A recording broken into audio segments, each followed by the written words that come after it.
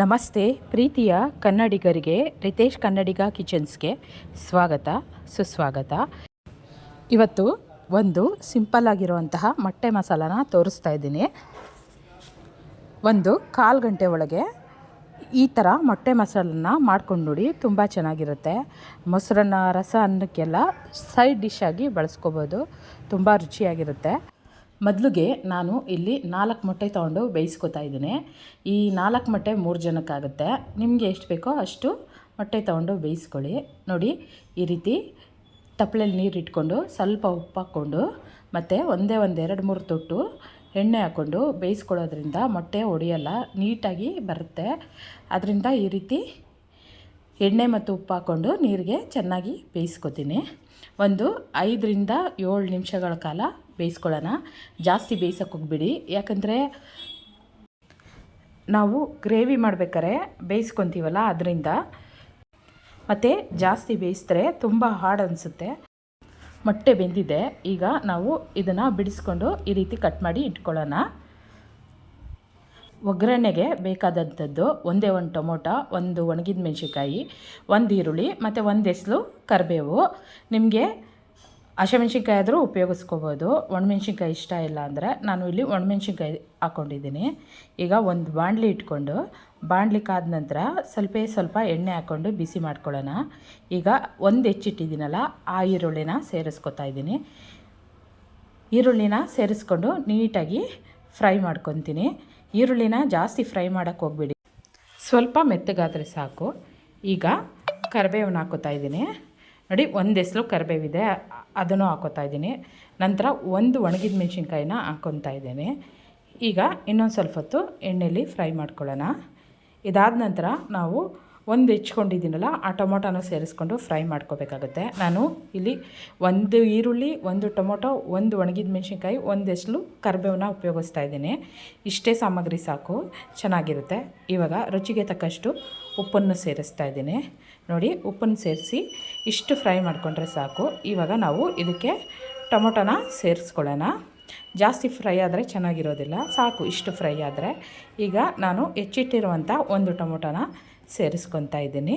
Tomato ಮೆತ್ತಗಾಗೋವರೆಗೂ fry ಮಾಡ್ಕೋಬೇಕು, ಆವಾಗಲೇ taste ತುಂಬ ಚೆನ್ನಾಗಿರುತ್ತೆ. ನೋಡಿ, ನಾವು ಟೊಮೊಟೊನ ಚೆನ್ನಾಗಿ ಫ್ರೈ ಮಾಡ್ಕೊಳ್ಳೋಣ. ಇದು ಆಗಿದೆ. ಇವಾಗ ನಾವು ಇದಕ್ಕೆ ಮಸಾಲ ಸಾಮಗ್ರಿಗಳನ್ನ ಸೇರಿಸ್ಬೇಕಾಗುತ್ತೆ. ನಾನು ಇಲ್ಲಿ ಒಂದು 1/4 ಸ್ಪೂನಷ್ಟು ಧನಿಯಾ ಪುಡಿ ತೊಗೊತಾ ಇದ್ದೀನಿ. ನಂತರ ಒಂದು ಸ್ವಲ್ಪ ಗರಂ ಮಸಾಲ ಪುಡಿ ತೊಗೊತಾ ಇದ್ದೀನಿ. ನಂತರ ಸ್ವಲ್ಪ ಖಾರದ ಪುಡಿ ತೊಗೊತಾ ಇದ್ದೀನಿ. ಖಾರ ನೋಡಿ ಹಾಕ್ಕೊಳ್ಳಿ, ನಿಮಗೆ ಅಳತೆಗೆ ತಕ್ಕನಾಗಿ ಹಾಕ್ಕೊಳ್ಳಿ, ಜಾಸ್ತಿ ಹಾಕ್ಕೋಬೇಡಿ. ನಂತರ ಒಂದು 1/4 ಸ್ಪೂನು ಅರಿಶಿನ ಸೇರಿಸ್ಕೊತಾ ಇದ್ದೀನಿ. ಇವಿಷ್ಟನ್ನು ಹಾಕ್ಕೊಂಡು ನೀಟಾಗಿ ಫ್ರೈ ಮಾಡ್ಕೊಳ್ಳಿ. ನಿಮಗೇನಾದರೂ ಸೀದಂಗೆ ಅನ್ನಿಸಿದ್ರೆ ಈ ಸಮಯದಲ್ಲಿ ನೀವು ಸ್ವಲ್ಪ ನೀರು ಹಾಕ್ಕೊಂಡು ಚೆನ್ನಾಗಿ ಫ್ರೈ ಮಾಡ್ಕೊಳ್ಳಿ. ನೋಡಿ, ನಾನು ಎಲ್ಲ ಸೇರಿಸಿ ಮಿಕ್ಸ್ ಮಾಡ್ಕೊತಾ ಇದ್ದೀನಿ. ಈ ರೀತಿ ಒಂದು ಸಾರಿ ಮಿಕ್ಸ್ ಮಾಡ್ಕೊಳ್ಳಿ. ಯಾವಾಗ ನಿಮಗೆ ತಳ ಹಿಡಿತು ಅನಿಸುತ್ತೋ ಆವಾಗ ಒಂದೇ ಒಂದು ಸ್ವಲ್ಪ, ಜಾಸ್ತಿ ಬೇಡ, ಒಂದು ಸ್ಪೂನಷ್ಟು ಅಥವಾ 2 ಸ್ಪೂನಷ್ಟು ನೀರು ಹಾಕ್ಕೊಳ್ಳಿ. ನೀರು ಹಾಕ್ಕೊಂಡು ನೋಡಿಕೊಂಡು ಸ್ವಲ್ಪ ಮಸಾಲೆ ಎಲ್ಲ ನೀಟಾಗಿ ಮಿಕ್ಸ್ ಆಗೋ ತನಕ ಬೇಯಿಸ್ಕೊಳ್ಳಿ. ನೋಡಿ, ಈ ರೀತಿ ಮಿಕ್ಸ್ ಮಾಡಿಕೊಂಡು ನೀಟಾಗಿ ಒಂದು 2 ಸೆಕೆಂಡು ಬೇಯಿಸ್ಕೊಳ್ಳಿ. ಇದು ಬೆಂದಾದಮೇಲೆ ನಾವು ಬೇಯಿಸಿ ಹೆಚ್ಚಿಟ್ಟಿರುವಂತಹ ಮೊಟ್ಟೆನ ಸೇರಿಸ್ಕೊಳ್ಳೋಣ. ನೋಡಿ, ಹಿಂಗೆ ಮಾಡಿಬಿಟ್ಟು ಒಂದು 2 ನಿಮಿಷ ಬಿಟ್ಬಿಡಿ. ಆಗಿದೆ, ಇಷ್ಟ ಆದರೆ ಸಾಕು. ಜಾಸ್ತಿ ಫ್ರೈ ಆದರೆ ಮೊಟ್ಟೆಗೆ ಮಸಾಲ ಹತ್ತಲ್ಲ, ಸಾಕು. ಇಷ್ಟು ಮಾಡಿಬಿಟ್ಟು ಹೆಚ್ಚಿಟ್ಟಿರುವಂಥ ಮೊಟ್ಟೆಗಳನ್ನ ಈ ರೀತಿ ಸೇರಿಸ್ಕೋಬೇಕಾಗತ್ತೆ. ನೀವು ತೋರಿಸ್ತೀನಿ ನೋಡಿ, ಈ ರೀತಿ ಉಲ್ಟಾ ಸೇರಿಸ್ಕೊಂಡು ಒಂದು 2 ಸೆಕೆಂಡು ಮೊಟ್ಟೆ ಮಸಾಲೆ ಇರೋವರೆಗೂ ಬಿಟ್ಬಿಡಿ. ಆವಾಗ ರುಚಿ ಚೆನ್ನಾಗಿರುತ್ತೆ. ಮೊಟ್ಟೆಗೆಲ್ಲ ಖಾರ ಉಪ್ಪು ಎಲ್ಲ ನೀಟಾಗಿ ಇಳ್ಕೊಂಡಿರುತ್ತೆ. ನಿಮಗೇನಾದರೂ ಗ್ರೇವಿ ಗಟ್ಟಿ ಆಯಿತು ಅನ್ನಿಸಿದ್ರೆ ಈ ಸಮಯದಲ್ಲೂ ಬೇಕಾದರೂ ನೀವು ಒಂದು 2 ಸ್ಪೂನಷ್ಟು ನೀರನ್ನ ಸೇರಿಸ್ಕೋಬೋದು. ಸೇರಿಸ್ಕೊಂಡು ಒಂದು 2 ನಿಮಿಷ ಬಿಡಬೇಕಾಗುತ್ತೆ ಬೇಯೋಕ್ಕೆ.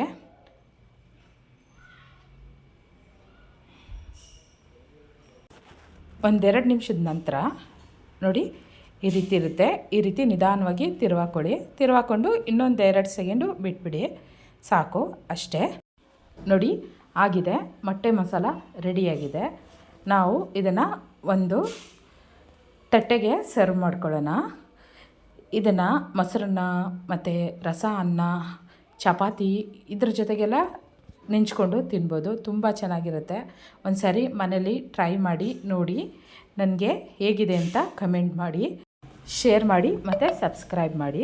ಧನ್ಯವಾದ ಕನ್ನಡಿಗರೇ.